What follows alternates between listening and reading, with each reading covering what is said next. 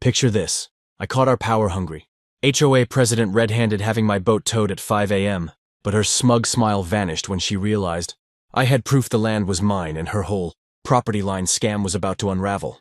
What would you do if you discovered your HOA President was secretly redrawing property lines to steal your land? Welcome to my channel. Please subscribe if you want more Karen and HOA stories. The bright orange paper fluttering on my boat stopped me dead in my tracks. I'd just gotten home from a long day at work, looking forward to planning this weekend's fishing trip with my daughter. When I saw it, my hands shook as I ripped the notice off. My beloved 24-foot fishing boat that had been in our family for 3 generations. The paper was warm from sitting in the sun all day, and the words made my blood boil. Violation notice unauthorized. Vehicle storage, remove within 48 hours or face immediate towing and fines. At the bottom was a signature I'd come to dread. Margaret Winters, HOA President. I looked at my boat, sitting proudly in the exact same spot where it had been for the past 5 years. Well within the boundaries of my property. My grandfather's compass still hung from the steering wheel, catching the evening light. We'd never had any problems before. Margaret moved in 6 months ago, and somehow got herself elected as HOA President. Just then, I heard the distinct click-clack of expensive heels on pavement. Margaret was doing her daily inspection walk, clipboard in hand, her perfect blonde bob swaying as she marked down every blade of grass that dared to grow a millimeter too high.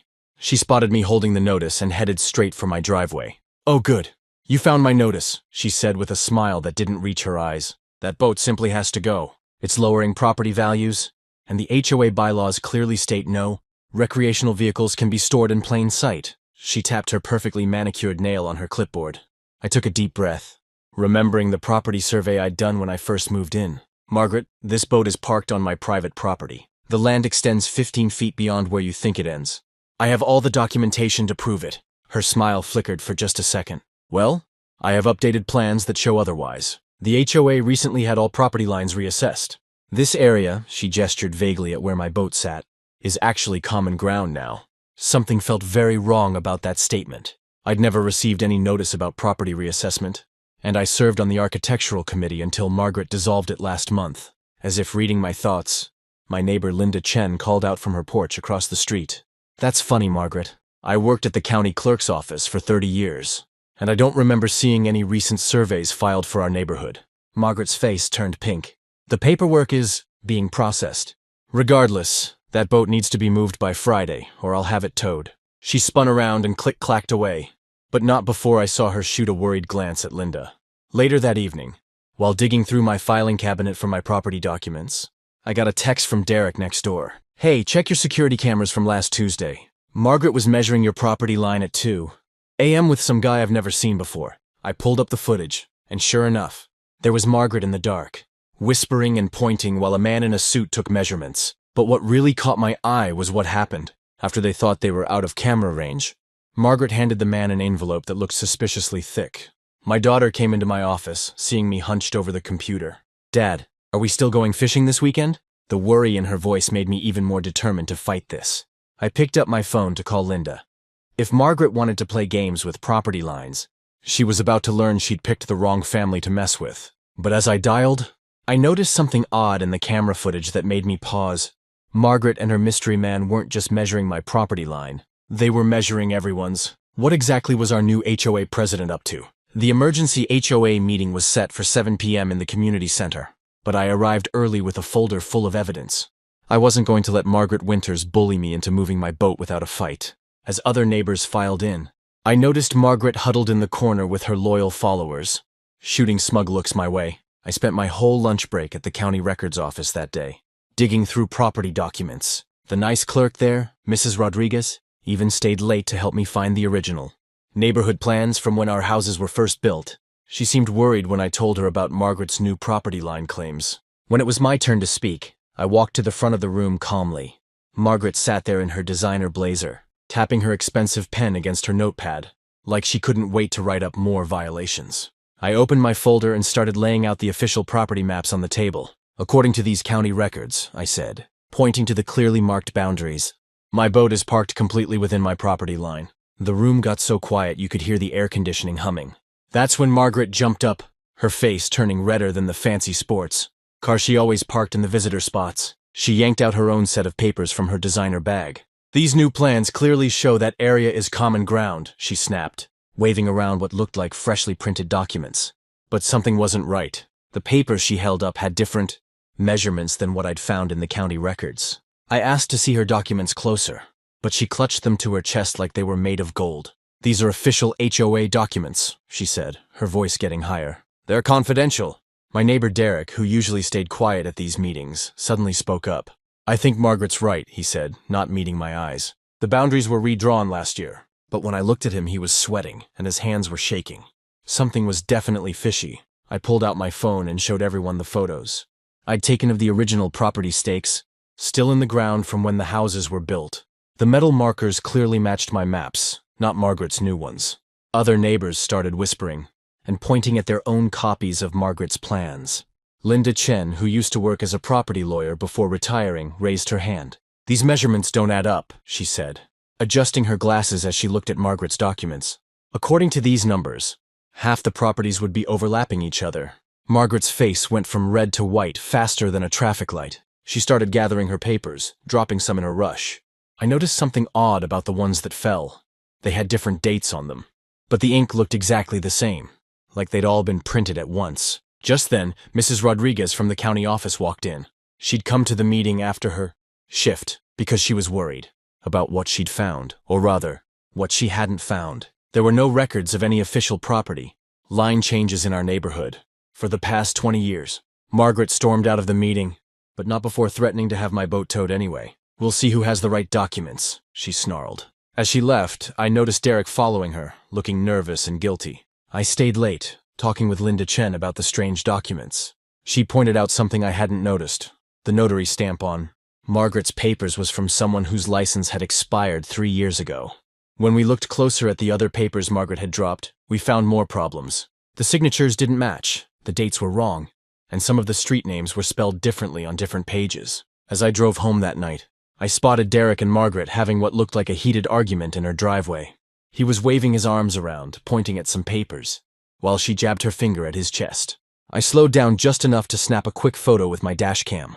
Back home, I started laying out all the evidence on my kitchen table. The original maps, the photos of the property stakes, the pictures of Margaret's suspicious documents, and that last shot of her arguing with Derek.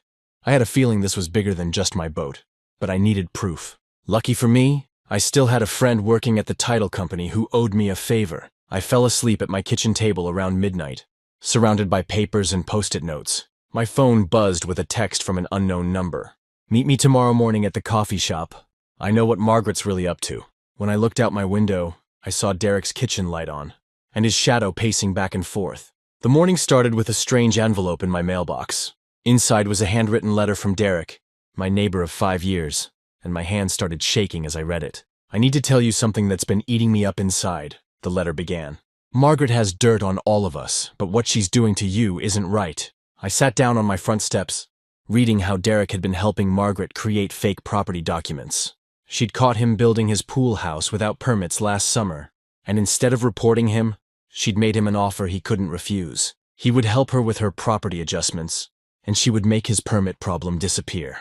Just as I finished reading, I spotted Derek walking his dog across the street. He wouldn't meet my eyes, but I noticed something I'd never seen before. A thick folder tucked under his arm with the HOA logo. I decided to follow him, keeping my distance behind the row of maple trees lining our street. Derek didn't go to the dog park like usual. Instead, he headed straight to Margaret's house, letting himself in through the side gate. I crept closer to the fence, my phone ready to record. Through the gap in the boards, I could see them spreading papers across her patio table. Margaret was pointing at different areas on a map, while Derek nodded and made marks with a red pen. Suddenly, my view was blocked by Margaret's daughter, Emma, who'd caught me peeking. But instead of raising the alarm, she motioned me to meet her around the corner. Emma looked nervous as she whispered, "Mom's been doing this for years. She has a whole filing cabinet of altered property documents in her home office. She made me help organize them last month." My mind was racing. This wasn't just about my boat anymore. This was organized fraud. Emma explained that her mom had been slowly redrawing property lines throughout the neighborhood, creating new common areas that gave the HOA, meaning Margaret, more control. She'd even set up fake email accounts to send official-looking notifications about property line updates. Just then, my phone buzzed with a text from Linda Chen, who lived across the street. She'd been helping me research property laws and had made a shocking discovery at the county office. Some of Margaret's doctored documents had actually been filed there, but the clerk had flagged them for inconsistencies. Linda had the clerk's contact information and suggested we set up a meeting. As I walked home, Derek's dog started barking frantically. Margaret came rushing out, and I quickly ducked behind Mrs. Patterson's large hydrangea bushes. Through the leaves, I watched Margaret hand Derek another envelope. His hands were shaking as he stuffed it in his pocket. That evening, I found another note from Derek in my mailbox. This one had copies of emails between him and Margaret, showing how she'd threatened other neighbors too. But the real bombshell was a USB drive, containing scans of the original neighborhood, plans from 1995, before Margaret started making her adjustments. I was about to call Linda with this new evidence when I noticed a moving truck backing into Derek's driveway. He was loading boxes in the dark, his wife crying softly as she carried out their family photos. They were running away instead of facing what they'd done. I stood there watching them pack, torn between anger at their cowardice and understanding their fear. Margaret had built herself a house of cards, using everyone's secrets to keep them in line. But she didn't know about Emma's confession, Linda's discovery at the county office, or the USB drive now hidden safely in my desk. As Derek's truck pulled away, Margaret appeared on her front porch, watching them leave with a satisfied smile. She turned and saw me standing there, and for just a second her smile wavered. She had no idea that her perfectly constructed scheme was about to come crashing down. But I had to be smart about this. One wrong move and those documents might mysteriously disappear. I walked back inside, ignoring Margaret's overly sweet, "Good evening." Behind my closed door, I started making copies of everything. Derek's letters, Emma's text messages, the USB contents. Tomorrow would change everything, but tonight, I needed to make sure all my evidence was safe. Because if there's one thing I'd learned, it was that Margaret wouldn't go down without a fight. The sound of metal chains dragging across concrete jolted me awake. My bedside clock blinked 5:03 a.m., and through my bedroom window, I could see flashing yellow lights casting eerie shadows on my front lawn. My heart stopped when I realized what was happening. They were taking my boat. I threw on my shoes and grabbed my phone, already recording as I rushed outside into the chilly morning air. There was Margaret, standing in her perfectly pressed pantsuit, directing a very uncomfortable-looking tow truck driver like she was conducting an orchestra. Two other HOA board members, Pete and Susan, stood behind her like bodyguards, trying to look tough in their matching HOA polos. "What do you think you're doing?" I called out, keeping my voice steady even though my hands were shaking with anger. Margaret's head snapped toward me, and for a split second, I saw surprise flash across her face before that familiar smirk returned. "Enforcing HOA regulations," she said, waving a paper at me. "We warned you about this eyesore. Now we're taking action." The tow truck driver paused, his hands hovering over the controls as he looked between us nervously. I pulled out my property survey on my phone, the one I'd carefully saved after Derek's warning. "This is private property, and you know it. You have no right to be here." The driver's face changed when he heard those words, but Margaret quickly shoved her paper in his face. "We have documentation right here, showing this is common area property," she declared, but I noticed her hands trembling slightly as she held the paper. "Continue with the removal, please." That's when I spotted something odd. The HOA letterhead on her document looked different from the usual ones. The font was slightly off, and the logo wasn't quite right. I zoomed in with my phone camera, making sure to get a clear shot of what I suspected was another forged document. The driver looked increasingly unsure. "Ma'am, if this is a property dispute, I can't take the boat. It's a liability issue." Margaret's face turned red, and she pulled out her phone, threatening to call his supervisor. I stayed calm and dialed the police non-emergency line, putting it on speaker. Margaret's eyes widened as I clearly explained the situation. HOA, members trespassing on private property, attempting unauthorized removal of my boat. The dispatcher assured me officers were on their way. But Margaret wasn't backing down. She whispered something to Pete, who ran to his car and returned with more papers. They huddled together, swapping documents around like kids trading baseball cards, clearly not expecting me to be awake and fighting back. Then something unexpected happened. Susan, who'd been quiet this whole time, suddenly stepped forward.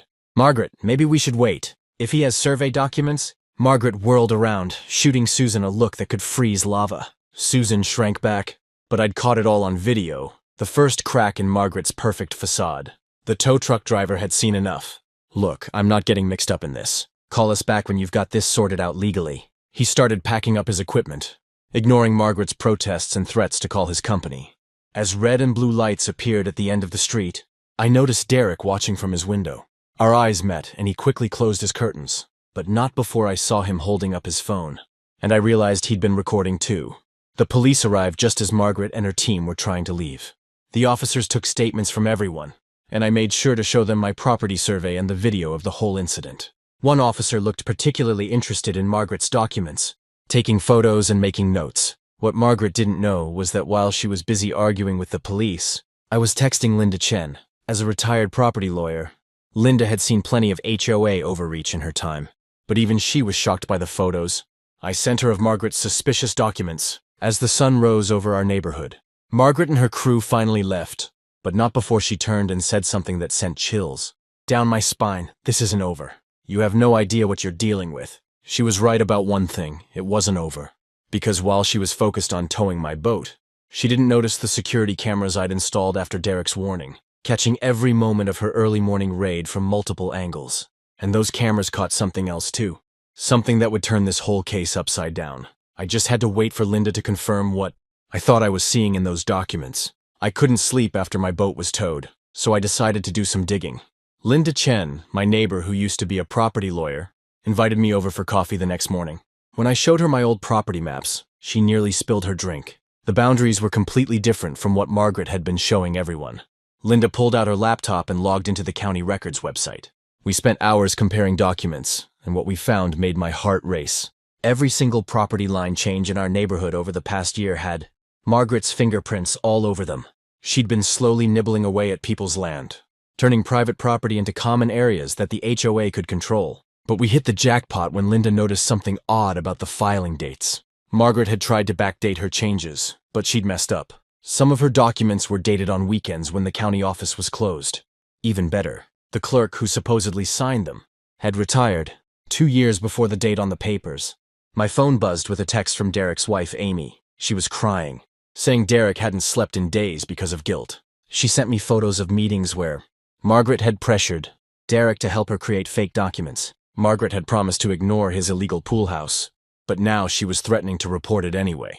Things got even more interesting when Mrs. Rodriguez from down the street stopped by. She'd overheard Margaret on the phone with someone from another HOA, teaching them how to adjust property lines to create more common areas. Mrs. Rodriguez had recorded the whole conversation on her phone because she thought it sounded fishy. Linda and I drove to the county clerk's office to dig deeper. The clerk, Mr. Johnson, remembered Margaret because she'd thrown a fit when he questioned some of her paperwork. He pulled out files showing she'd tried to register changes to almost every property in our neighborhood. Some changes were small, just a few feet here and there, but they always gave the HOA more control. We found security camera footage from the clerk's office showing Margaret arguing with staff when they wouldn't accept her documents. In one video, she accidentally dropped a folder, spilling papers everywhere. The cameras caught glimpses of rubber, stamps and official-looking seals that definitely weren't supposed to be in her possession. Back at home, I started getting calls from other neighborhoods. Word had spread about our investigation, and people wanted to share similar stories. Margaret had apparently been consulting for other HOAs, teaching them her tricks. One community had lost their entire playground because their HOA claimed the land using Margaret's methods.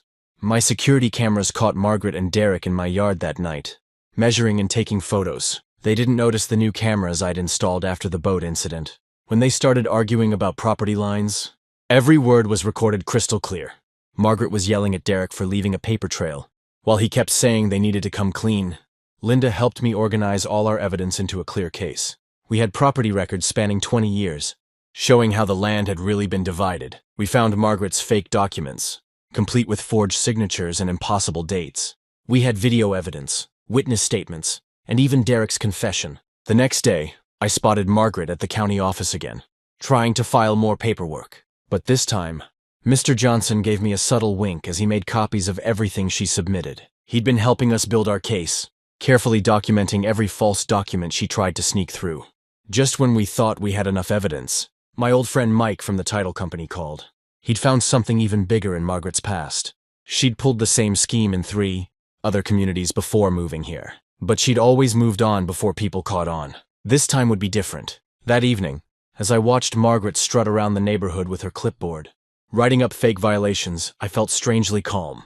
Tomorrow's emergency board meeting would change everything. She had no idea that every piece of her puzzle was about to fall apart. Linda sat beside me, reviewing our presentation one last time, when we noticed something that made us both freeze. Margaret wasn't just stealing land, she was selling parts of it too. The emergency HOA meeting started with a bang when I wheeled in a projector and several boxes of documents. Margaret sat in her usual spot at the head table, wearing her fake pearls and an even faker smile. She had no idea what was coming. I started my presentation with a simple question to the packed room. How many of you have received violation notices about your property lines in the last 6 months? Almost every hand went up. Margaret's smile twitched as I pulled up the first slide showing her forged property map next to the official county records. The room went dead silent when Linda Chen, our retired property lawyer, walked in wearing her court suit. She'd helped me prepare a detailed presentation, showing how Margaret had been slowly moving property lines throughout our neighborhood. Each slide showed another piece of land Margaret had tried to claim as common area, including my boat parking spot. That's when Derek, shaking like a leaf, stood up to speak. He confessed everything, how Margaret had pressured him to help create fake documents by threatening to expose his pool house violation. But he'd kept copies of every document they'd worked on, including emails where Margaret laid out her whole scheme. The shock in the room turned to anger when I showed the financial records Linda had helped me uncover. Margaret hadn't just been stealing land, she'd been charging storage fees for vehicles parked on what she claimed was HOA property, pocketing thousands of dollars. The money trail led straight to a private account in her name. Just as Margaret started sputtering excuses about community beautification, I played my trump card: security, camera footage from my house and 3 neighbors, showing the exact moment she directed the tow truck to take my boat. The driver's uncertain face and Margaret's aggressive gesturing told the whole story. But the real bombshell came when Mrs. Rodriguez, from the county clerk's office, stepped forward. She described how Margaret had tried to bully her into filing the doctored property documents, even attempting to bribe her. Mrs. Rodriguez had documented everything, including photos of the forged papers Margaret had submitted. Margaret finally lost it. She jumped up, screaming that we were all ungrateful, and that she was the only one who cared about property values. Her meltdown was interrupted by 2 police officers. Walking in, they'd been waiting outside. After reviewing our evidence earlier that day, the vote to remove Margaret was unanimous, as she was escorted out. Still yelling about her vision for the community, I noticed Derek crying with relief in his seat. The weight of his guilt had been crushing him, and now he could finally breathe. We spent the next 3 hours electing a new board and starting the process of correcting all the property records Margaret had tried to alter. Linda Chen became our new president, promising transparency and proper legal procedures for everything. The next morning, I got my boat back. The towing company apologized and refunded all fees after seeing the real property documents. They even offered to testify against Margaret if needed. A week later, Margaret's house went up for sale. While helping the real estate agent measure the property lines correctly, we discovered something interesting. Margaret's own backyard was smaller than she'd claimed. She'd been living on her neighbor's land for years, thanks to her own fake property maps. The story made the local news, leading other HOA communities to start checking their own property records. 3 other HOA presidents in nearby neighborhoods suddenly resigned. Linda got calls from lawyers representing homeowners in similar situations, all asking for advice. Yesterday, I saw Margaret looking at houses in a nearby gated community. She was carrying a folder labeled Community Improvement Plans. I thought about warning them, but then had a better idea. I called Linda, and we decided to start a website tracking HOA fraud cases. We'd help other homeowners spot the warning signs and fight back with facts and documentation. As I parked my boat in its rightful spot this morning, I noticed Derek installing security cameras on his house. He waved and smiled, a real smile this time. Sometimes it takes a storm to clear the air, and our neighborhood was finally breathing freely again. But this morning I got an interesting email from a homeowner in that gated community Margaret was eyeing. They wanted to know more about our experience. I looked at my boxes of evidence and smiled. Maybe it was time to pay it forward and help another community avoid what we'd been through.